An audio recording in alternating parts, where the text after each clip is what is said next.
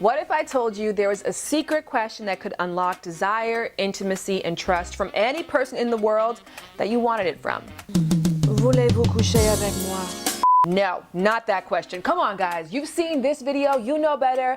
I'm talking about these kinds of questions. Have you ever wanted to be famous before? Do you have any idea how you're gonna die? What is one thing that I had to know about you? It's like, listen, you gotta know Lamar, you know you don't do X. If you had a death in the family, like who would affect you the most?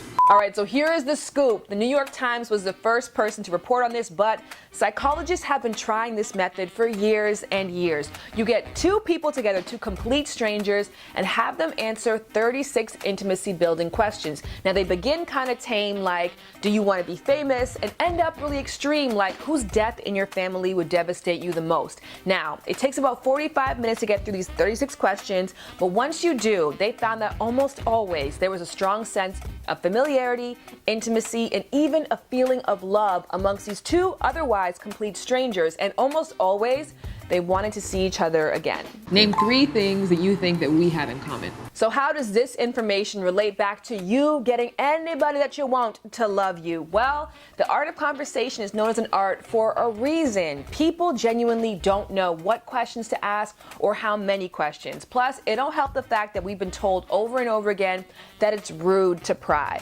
I'm gonna repeat this because I said it in the last video, and genuinely, it is the most crucial dating advice I can offer anybody. People genuinely want to talk about themselves. They want to share, they want to open up, and yeah, they want to listen to and they want to empathize and find out about you, but most people have no idea how to broach intimacy building questions, which is why this experiment is insanely genius. Now there's 3 different ways to kind of tackle this thing.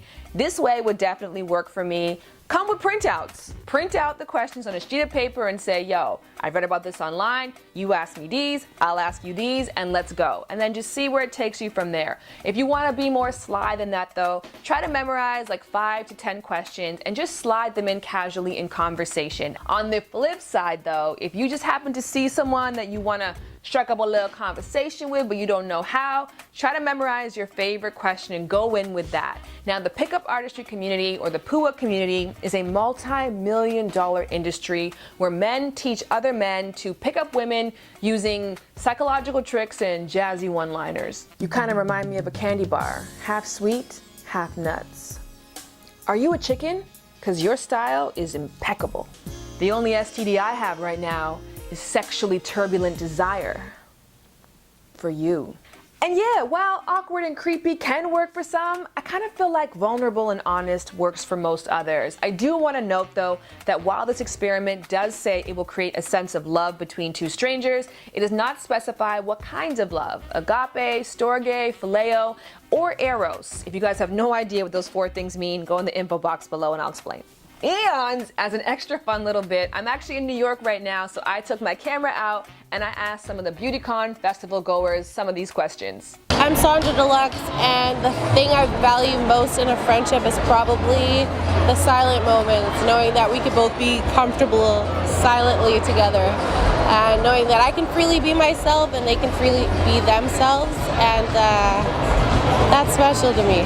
1 year ago, actually 2 years ago, I decided I would start my channel because school was so monotonous for me, and I was like, this isn't a great way to be living. Now that I'm doing what I love, I still am trying to reach for like this milestone of, I don't know, I guess like a vision that you have for your life. So for me, I would like to just spend every day eating really healthy food, doing yoga, being with my golden retriever, with my fiance, and yeah, just like kind of relax more, not work so hard. Damn. So if I could gain one quality or ability, it would definitely be the ability to remain cool as a cucumber in any situation. I always respect people who can just remain completely level-headed and not freak out when stress is testing them. Yes, because I'm a very shy and anxious person, so if I don't rehearse, I'm gonna stumble all over my words. So even just now, I rehearsed. I feel most grateful probably for my mother. That's so cliche, but honestly I feel like I would probably crumble and fall and die without her. She kind of is like the glue that sticks everything together. I put myself out there so much, and she kind of reels me back in when she's supposed to. If I could change anything about the way I raise, it would be my environment, because I was raised in a rural part of my country, which is Jamaica, and I would rather be raised in like the countryside where there's calmer and more collective people there. So with friendship, I think, you know, it has everything involved. We trust each other, we love each other, and no matter what distance or anything, we'll always have each other's back. I would like to be famous as a singer. So my worst memory was one time I was in a pep rally and they made me get the baseball bat and put my head on it and spin around, and lots of people do those like at barbecues and whatever, but I had to do it in front of a crowd of like 100 people, and I busted my ass. I fell and the whole crowd gasped at the same time, simultaneously. Actually, yes. So someone has read my poem a long time ago, and they said that I was going to live a really long life.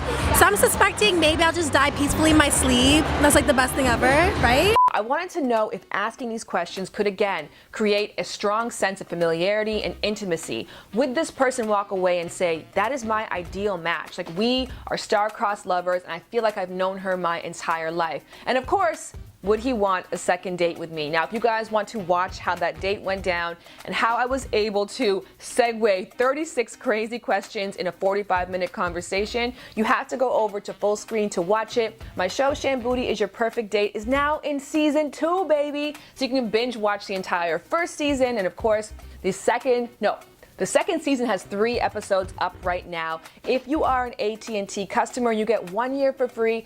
Everybody else gets 1 week for free. Go to full.sc/shambooty to watch it.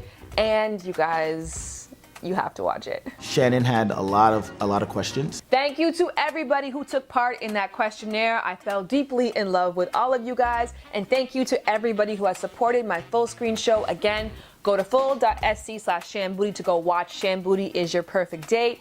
And next week we're talking about the Oedipus complex, which is a theory that every man has a repressed desire to date his mother. We're gonna explore that next, but first up I have one bonus question for you guys. Okay, would you trade a year of hellish nightmares for a year of wealth? My name is Shambooty, and I have over 10 years of experience as a sex and relationship educator. Last season, I gave you some universal bonding tips. This season, we're gonna try 10 different experiments on 10 different first dates. The question is, which one's gonna work for you? You can become someone's ideal match by mimicking their parent. No, looks are not enough alone to make you feel a true connection with someone. I'm Shannon. Nice to meet you. So I'm stroking the bottle, and as I'm doing so, naturally the lemon bursts and squeezes. So juicy. What's your most treasured memory? The day I got divorced.